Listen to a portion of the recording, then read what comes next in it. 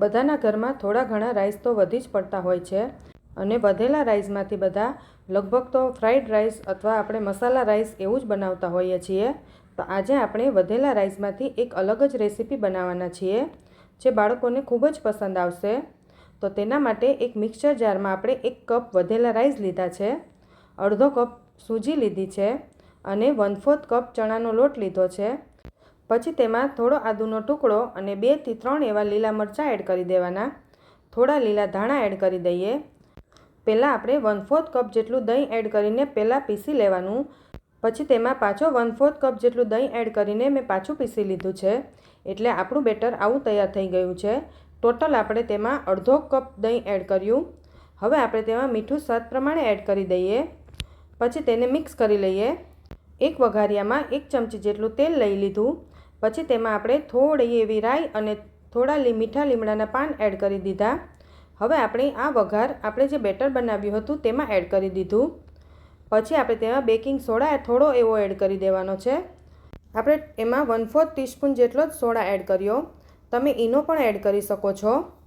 હવે આપણે અહીંયા તેને ક્રિસ્પી બનાવવા માટે એક પેનમાં 1 ચમચી જેટલું તેલ મૂક્યું છે અને તેમાં અડધી ચમચી જેટલી તલ અને થોડી એવી રાઈ એડ કરી દીધી। તેને સારી રીતે મિક્સ કરી લેવાનું। પછી આપણે જે બેટર બનાવ્યું હતું તે એડ કરી દઈએ। હું અહીંયા જેટલું બેટર બનાવ્યું હતું એ બધું જ એડ કરું છું। તમે આના ઢોકળા પણ બનાવી શકો છો, પણ આ રીતે બનાવવાથી તે એકદમ સરસ હાંડવા જેવું ઉપર નીચેનું પડ એકદમ સરસ ક્રિસ્પી બનશે। હવે ઢાંકીને તેને આપણે લગભગ સ્લો ફ્લેમ પર 5 થી 7 મિનિટ ચડવા દેવાનું।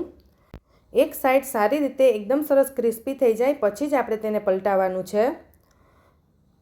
તો આ રીતે પહેલાં તેની કિનારી પર આપણે આ રીતે ચમચો ફેરવી દઈએ જેથી એકદમ સરસ જલ્દીથી ઉખડી જાય। હવે કોઈ પણ એક પ્લેટ લઈ લેવાની, તેમાં આપણે તેને ઉલટાવી લેવાનું।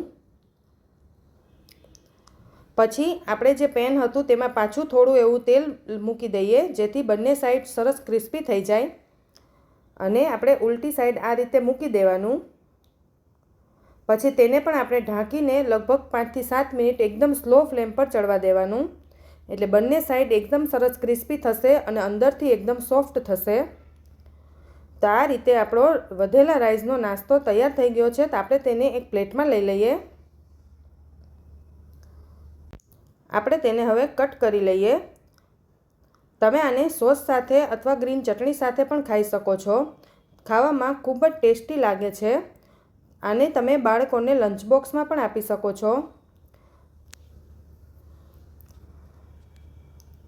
આ રીતે તમે જોઈ શકો છો કે આપણો વધેલા રાઈસનો ખૂબ સરસ એવો નાસ્તો તૈયાર થઈ ગયો છે। તો તમે પણ ઘરે જરૂરથી ટ્રાય કરજો।